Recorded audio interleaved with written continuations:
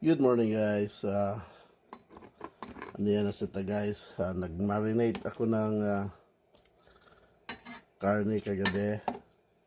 At lulutuin ko ito ngayon. Okay guys. Painit na ako ng mantika. Ito yung mantika pinainit ko. Piprituhin ko muna. Ito yung kutsilyo ko. Kaling ito sa luway. Luway Bohol. Guys. Iwain lang natin ito yung hiwalay natin yung buto.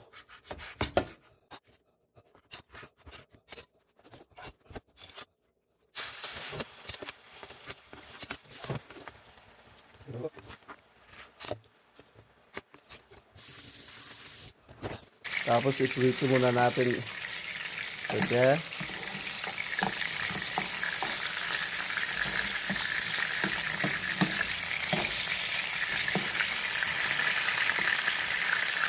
Yun. Yan. Sinaslice ko na ng maliliit para gawin ko na lang yata itong adobo. Gawin ko itong nilagang baboy. Para may sabaw naman. Malamot ito dahil ito yung pork butt. Itong bandang sa puwitan. Madali lang ito lutuin. Guys. Luto na yung pangnilaga ko guys. Ito hahaunin ko na lang ito.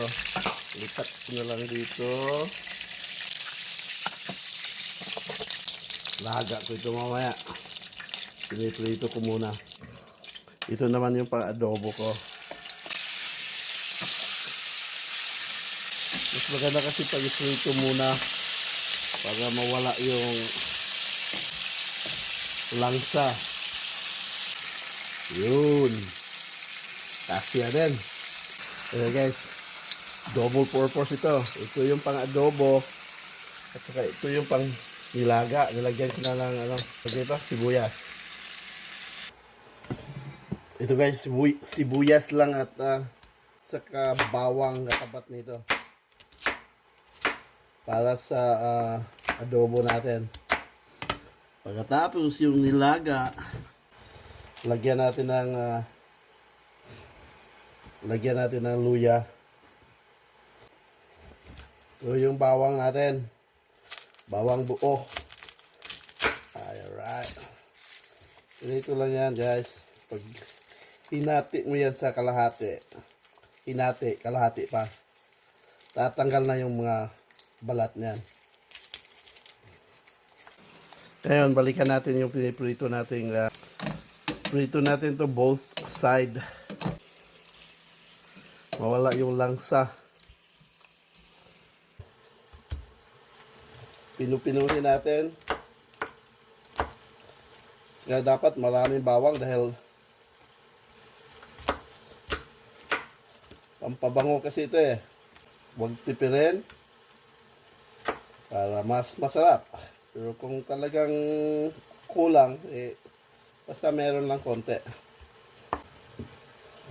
Saka itong ginger. Para naman ito sa sa nilaga ko.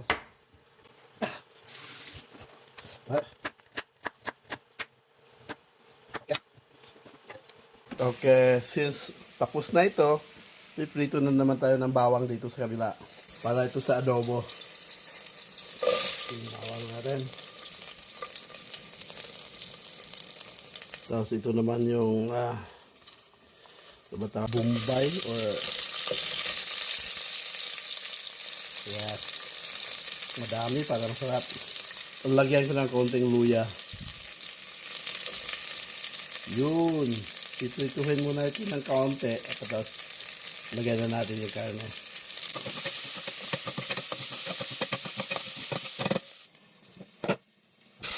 Alright. Tapos yung karne naman ilalagay natin.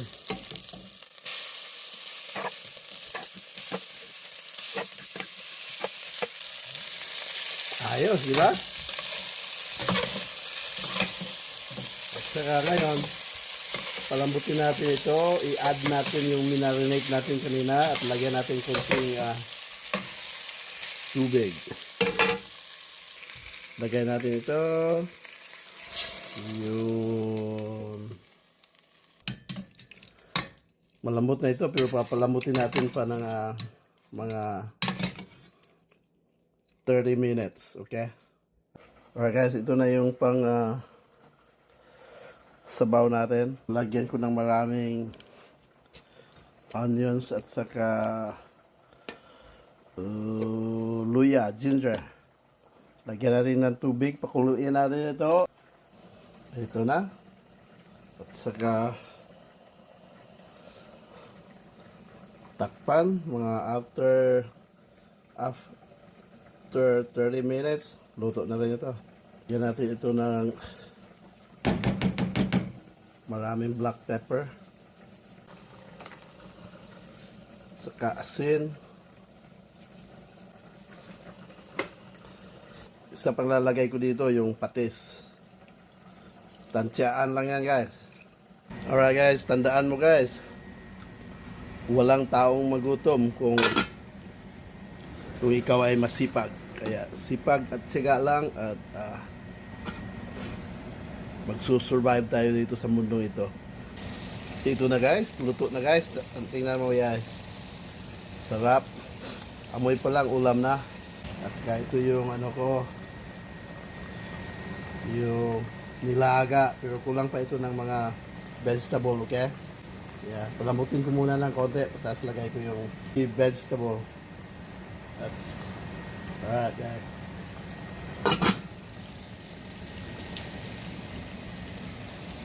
Ipa-dry natin ito. Tanggalin natin yung yung mantika. Dry na dry. At saka malambot. Diba? Yan ang luto ni Ross. Amoy pa lang. Tingin pa lang ulam na. Parang si Ross ano. Thank you Lord for this food that we're gonna have today. Thank you and happy Sunday. Ito yung repolyo, patatas, mint. Yun ang para sa sabaw.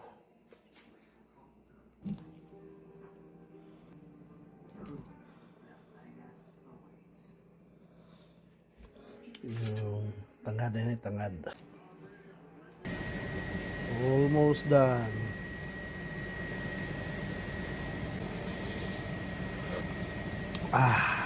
Sarap. Sarap na nilaga. Hindi ito maasim ha. Ito yung nilagang Bisaya. Saka may saging na saba ito. Ito yung hinog. Hinog na saging na saba.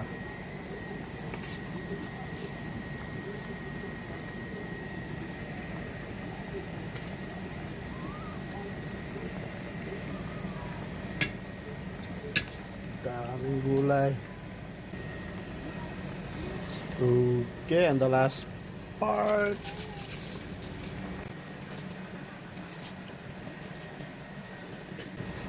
Alright guys. That's it. Thank you.